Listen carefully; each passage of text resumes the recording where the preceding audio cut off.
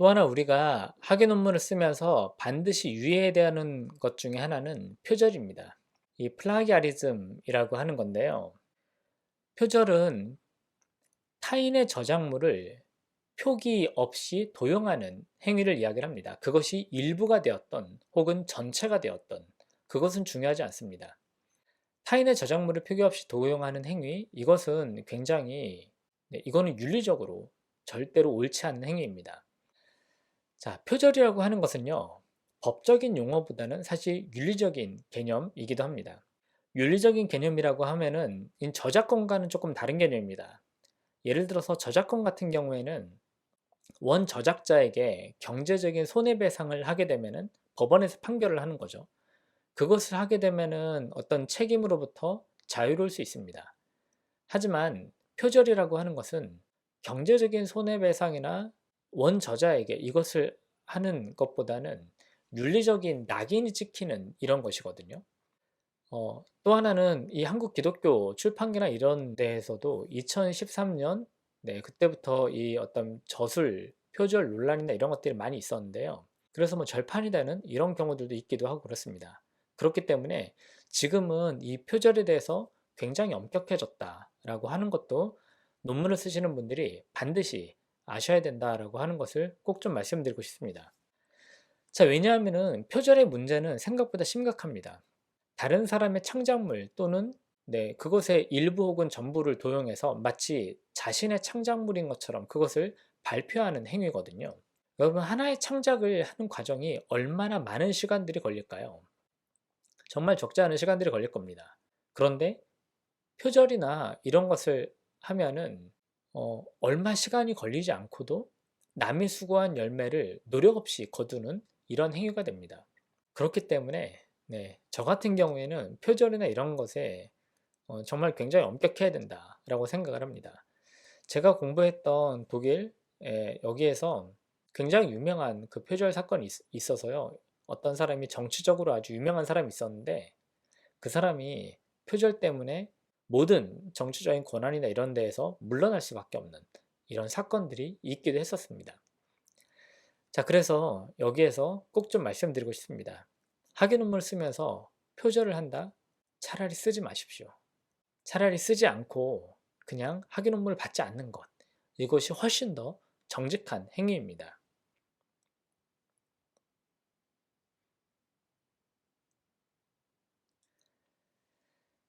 이 두 개를 여러분이 한번 비교해 보시겠습니까?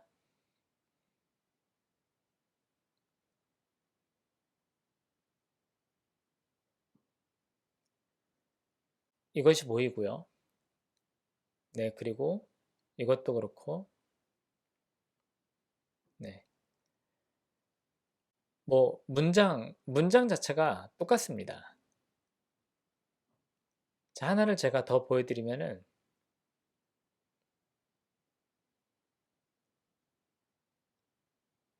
이것을 뺀 나머지는 지금 전부 다 똑같다라고 하는 것을 여러분이 보실 수가 있습니다. 자, 이런 식으로 논문을 쓰는 것은요, 절대로 옳지 않습니다. 자, 그러면은 어떤 경우가 표절이 되느냐라고 하는 건데, 제가 이제 공부할 때 굉장히 엄격하게 들었던 것을 말씀드리면은, 첫 번째는 핵심 용어. 핵심 용어나 이런 것을 어떤 특정한 사람이 특정 부분에 대해서 쓰는 표현들이 있는데, 이것 같은 경우에는 조심해야 된다라고 하는 것이고요. 두 번째는 뭐냐 하면은 사실 저는 핵심 용어나 이런 것들이 세 글자 이상 연속, 저는 이제 그렇게 들었거든요. 그런데 뭐 한국에 와서 보니까 어떤 분들은 뭐 여섯 글자 이상 연속되는 것, 뭐 이것을 이야기를 하시더라고요. 뭐 어떤 거든 뭐 저는 좋다고 생각을 합니다. 그런데 그러한 경우에 주의를 해야 된다라고 하는 것이고요. 또 하나는 한 저자가 자기만의 독특한 개념이 있습니다. 그 부분을 차용할 경우에 주의하셔야 합니다. 그리고 아이디어 표절이라고 하는 것도 있습니다.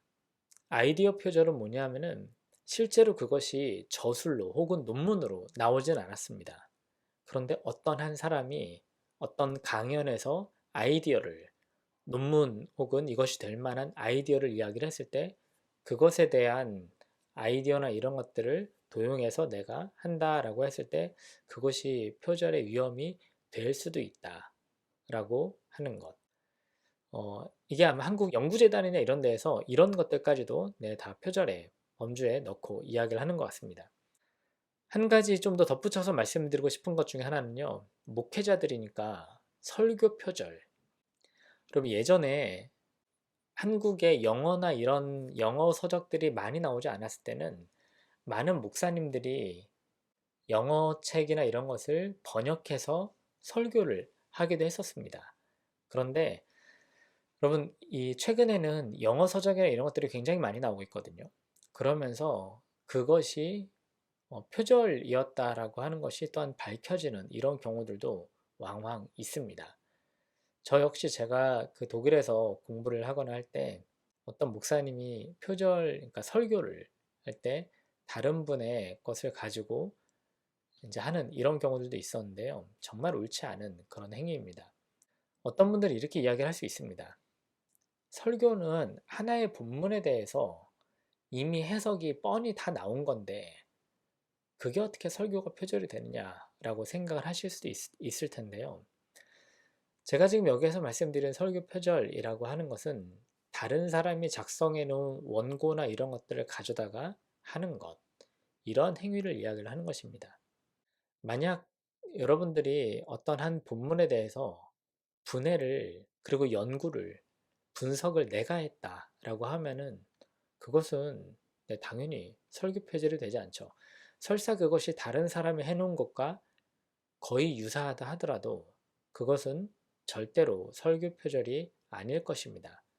하지만 제가 여기에서 말씀드린 설교 표절은 그런 의미는 결코 아니겠죠. 또 하나는 최근에 설교나 이런 것을 하고 나서 유튜브로 영상을 올리시는 분들이 많으신데요. 그렇다 보니까 설교 표절이나 이런 것들도 또한 많이 드러나기도 하는 것 같습니다. 네, 목회자로서 이 부분은 굉장히 주의하셔야 된다라고 생각을 합니다. 자, 참고문헌 중에서 여러분들이 깊이 하셔야 되는 것, 이것에 대해서도 좀 말씀을 드리고 싶은데요. 첫 번째는 뭐냐 하면은 표절 문헌. 아무리 거기에 많은 정보가 담겨 있다 하더라도 표절을 했다라고 한다 하면은 그 표절한 것을 여러분이 참고 문헌으로 적으시는 것, 이것은 옳지 않습니다. 네. 그래서 저 같은 경우에도 저한테 학생들이 소논문이나 이런 것들을 쓸 때 저는 기본적으로 이런 것들은 넣지 말아라 라고 하는 것을 저도 이제 이야기를 합니다. 또 하나는 뭐냐면요. 저자가 없는 저작물 이런 것들이 있습니다. 예를 들어서 그랜드 종합주석이라든가 호크마, 헤세드, 옥스퍼드 같은 것 이런 경우에는 저자가 없습니다.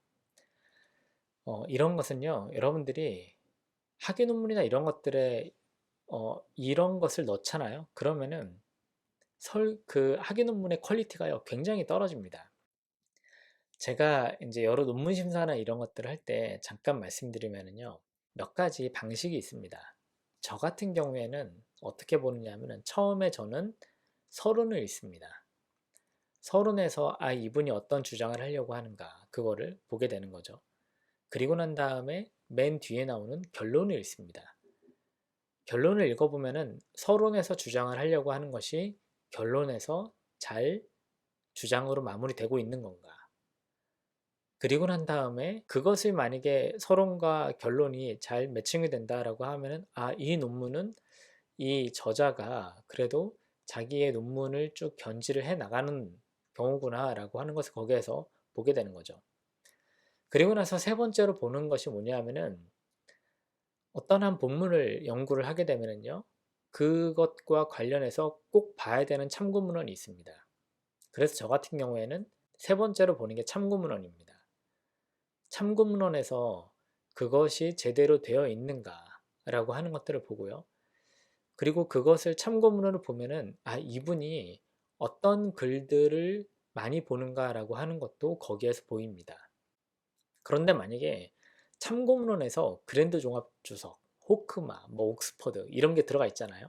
그러면은 순간 이분이 참고문헌을 성별하는 눈이 없구나. 그 순간요, 이 논문의 가치는 떨어집니다. 아무리 그 사람이 여기에서 좋은 글을 썼다 하더라도 이 사람의 소위 말해서 여러분들 야구나 이런 데서 선구안이다 라고 이야기를 하죠. 그것이 너무나도 좋지 않기 때문에 퀄리티를 굉장히 떨어뜨리는 행위가 됩니다. 그렇기 때문에 말씀드리고 싶은 것은 이러한 책들은 넣으시면 안 된다 라고 하는 것을 꼭 말씀을 드리고 싶습니다. 자, 기피해야 되는 이런 것으로 또 말씀드리고 싶은 것은 뭐냐면은 한 사람이 성경 전체를 분석하거나 혹은 서술하는 것, 이것은 과거에는 가능했거든요. 오늘날에는 그것이 목회자에게 혹은 설교에 도움이 될 수는 있겠으나 학문성은 인정이 되진 않습니다. 그래서 저는 개인적으로 한 사람이 성경 전체를 서술하는 이러한 시리즈들이나 이런 것은 되도록이면은 여러분이 안 보셨으면 좋겠다라고 하는 것도 같이 좀 말씀을 드리고 싶습니다.